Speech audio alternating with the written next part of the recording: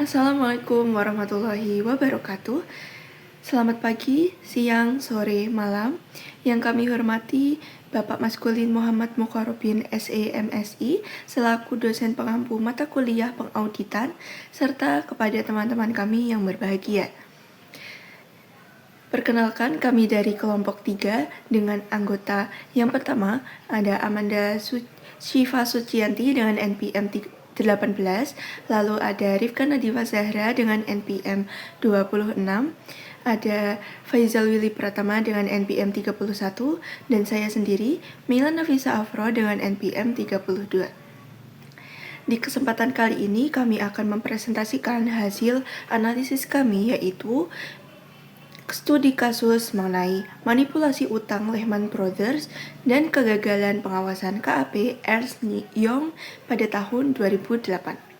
Langsung saja untuk profil perusahaan akan dijelaskan oleh Amanda Syifa Suciyanti.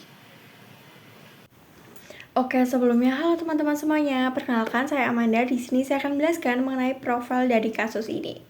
Jadi, Lehman Brothers merupakan salah satu institusi keuangan global yang terkemuka yang beroperasi sebagai bank investasi di Amerika Serikat.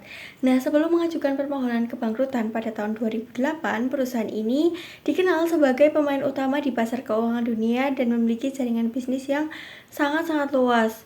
Dalam menjalankan operasinya, Lehman Brothers memperkerjakan firma akuntansi eksternal untuk meninjau laporan keuangan kuartalan maupun tahunan guna untuk memastikan bahwa posisi keuangan perusahaan tersebut disajikan secara wajar kepada para investor dan juga pemangku-pemangku kepentingan lainnya. Nah, ada nih salah satu audit, yaitu EY atau Ernst Young Global Limit, merupakan salah satu firma akuntansi internasional yang tergabung dalam kelompok Big Four, yaitu 4 firma audit terbesar yang ada di dunia. Sebagai auditor eksternal, EY memiliki peran penting dalam memberikan opini atas kewajaran-kewajaran laporan keuangan dalam perusahaan ini. Namun, setelah kebangkrutan Lehman Brothers terungkap, muncul berbagai pertanyaan dan kritik terkait dengan efektivitas proses audit yang dilakukan, terutama mengenai kemampuan auditor untuk mendeteksi bahwa praktik akuntansi yang berpotensi ini tuh menyesatkan dan risiko keuangan yang dihadapi oleh perusahaan-perusahaan yang akan bangkrut. Baik, selanjutnya kita masuk ke kasus. Jadi kasus yang pertama itu adalah krisis likuiditas. Nah, kasus ini itu berpusat pada Lehman Brothers atau bank investasi terbesar keempat di Amerika Serikat pada saat itu, yang terjebak dalam resiko masif akibat runtuhnya pasar perumahan, yaitu subprime mortgage, melalui instrumen kompleks seperti MBS dan GDO. Nah, untuk kasus yang kedua itu adalah manipulasi repo 105.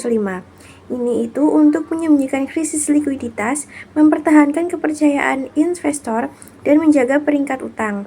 Nah, Lehman Brothers itu memanipulasi laporan keuangan menggunakan skema akuntansi luar neraca atau off balance sheet yang dikenal sebagai transaksi repo 105.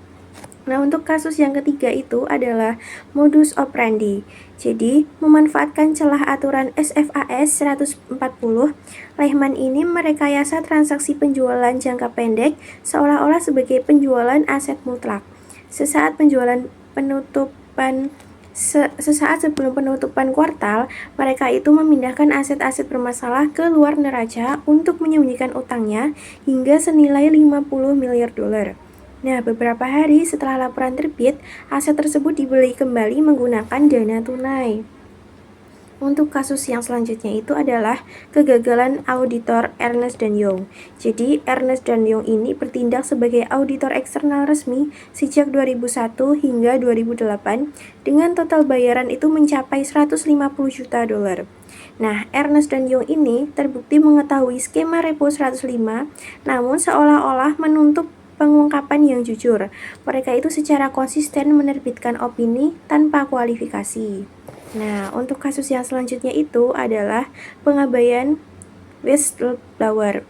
Nah, pada Mei 2008, Metuli atau Wakil Presiden Senior Neraca Global Lehman ini mengirimkan surat rahasia yang membongkar kesalahan akuntansi ini.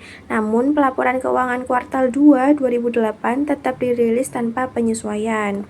Nah, untuk kasus yang terakhir itu adalah kebangkrutan.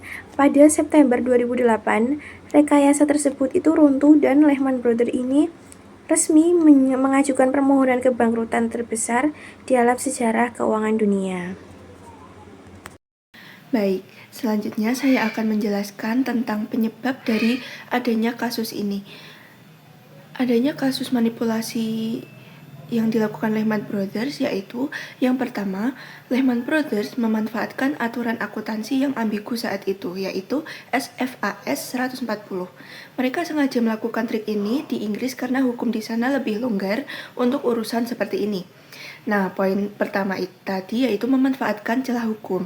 Jadi, bagi teman-teman Lehman Brothers ini, melihat ada aturan akuntansi yang saat itu masih samar-samar atau ambigu, namanya SFAS 140.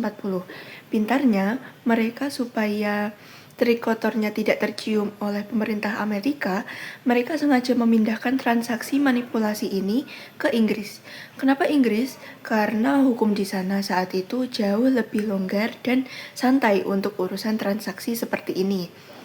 Lalu yang kedua, bukannya memperbaiki keuangan dengan cara yang benar atau jujur, kalau lagi rugi, manajemen Lehman malah memilih jalan pintas memoles angka laporan keuangan demi menjaga reputasi dan peringkat utang mereka.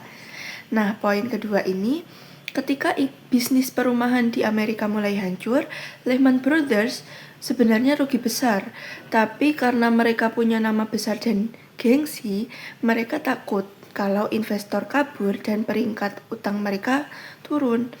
Akhirnya, bukannya jujur dan memperbaiki manajemen keuangan dengan benar, mereka malah memilih jalan pintas untuk memoles atau mendandani angka-angka di laporan keuangan mereka agar di mata publik perusahaan mereka selalu terlihat sehat walafiat. Lalu poin ketiga, Ernst Young kehilangan sifat kritis dan independensinya sebagai pemeriksa keuangan, diduga karena bayarannya terlalu besar, yaitu sebesar 150 juta dolar. Mereka jadi tidak enak hati untuk menegur atau membongkar kebohongan Lehman. Nah, di poin 3 ini, namanya perusahaan publik kan pasti ada auditor eksternal. Nah, di sini adalah Ernst Young atau EY. Tugas EY harusnya jujur dan kritis ya, tapi di kasus ini sifat kritis itu hilang. Kenapa? Karena EY dibayar sangat mahal oleh Lehman, yaitu totalnya mencapai 150 juta dolar. Nah, angka yang fantastis ini membuat EY jadi gak enak hati atau sungkan untuk menegur, melarang, apalagi membongkar kebohongan Lehman ke publik. Lalu yang keempat, komite audit di dalam Lehman Brothers yang harusnya menjadi benteng pertahanan ini justru tidak peduli saat ada laporan dari karyawan atau yang disebut whistleblower, mereka malah menyuruh EY yang menginvestigasi, padahal EY sendiri ikut berkomplot di dalamnya.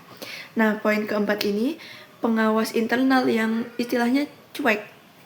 Di dalam Lehman sendiri sebenarnya ada tim pengawas yang namanya komite audit.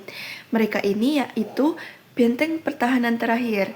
Namun lucunya saat ada karyawan jujur bernama Matt Hawley yang melaporkan kecurangan ini secara rahasia, komite audit malah menyerahkan tugas penyelidikannya ke EY.